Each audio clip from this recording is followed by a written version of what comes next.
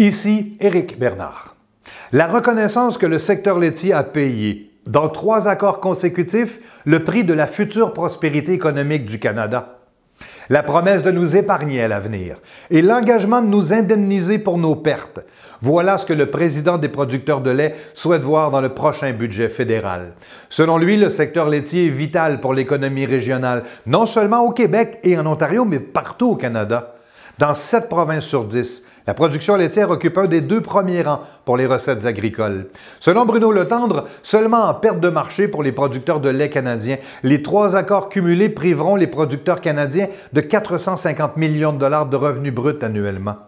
Si on y ajoute les coûts de l'élimination de la classe 7 et de l'imposition d'une surtaxe sur les exportations, la facture pourra atteindre les 800 millions par an. Les pertes sont immenses, selon le président de PLQ, et Justin Trudeau doit tenir ses engagements. En 2018, l'Union paysanne a auditionné devant la Régie des marchés agricoles et alimentaires du Québec pour plaider la cause de la production hors quota. À ce jour, la Régie des marchés est encore en délibéré et ne peut encore confirmer le moment où la décision sera rendue.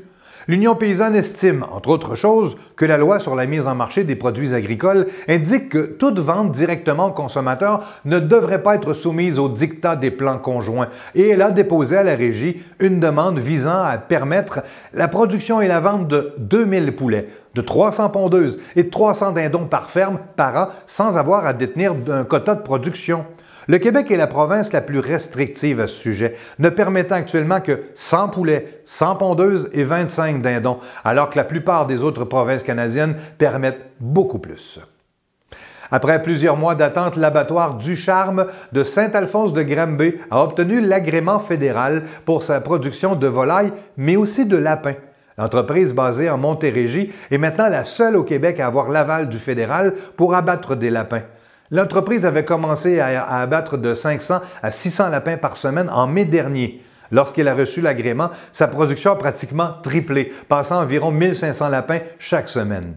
Malgré cette hausse, M. Damour estime qu'il est encore trop tôt pour savoir si les acheteurs de lapins québécois vont se tourner davantage vers son abattoir. La première récolte de légumes frais cultivés dans un conteneur hydroponique à Coudjouac au Nunavut est un succès. Quelques 150 plants de bok choy, de choux frisés, de basilic ont été récoltés dernièrement. Le conteneur hydroponique de 40 pieds, alimenté par l'huile usée fournie par le garage municipal, peut produire jusqu'à 400 plants par semaine. Si la production de légumes est rentable d'ici l'échéance du projet pilote vers 2020, le modèle pourrait être exporté dans d'autres communautés inuites. En plus de viser un objectif de sécurité alimentaire, le projet en est également un de valorisation des matières résiduelles. En fait, c'est simple. L'argent mène le monde, et c'est vrai aussi dans le monde agricole. Qui gère les millions de dollars provenant des prélevés chaque année au Québec? L'UPA. Qui gère les millions déversés par le fédéral dans les programmes tels que Cultivons l'avenir 2? L'UPA. Le saviez-vous? Célébré pour la première fois en 1970, le Jour de la Terre marque tous les ans l'anniversaire de la naissance du mouvement environnemental le plus important de la planète. Le Jour de la Terre de l'année 2000 a atteint, grâce à Internet notamment, un record de participation. Dans 184 pays, on estime que le nombre de participants touchés d'une manière ou d'une autre fut de l'ordre de quelques centaines de millions. En 2020, le mouvement célébrera son 50e anniversaire et une participation sans précédent est attendue. Alors, connaissons-nous notre Terre? Question. Combien de bouteilles d'eau sont vendues annuellement dans le monde? 100 millions? 500 millions? 10 milliards? Ou 480 milliards? La réponse après la pause.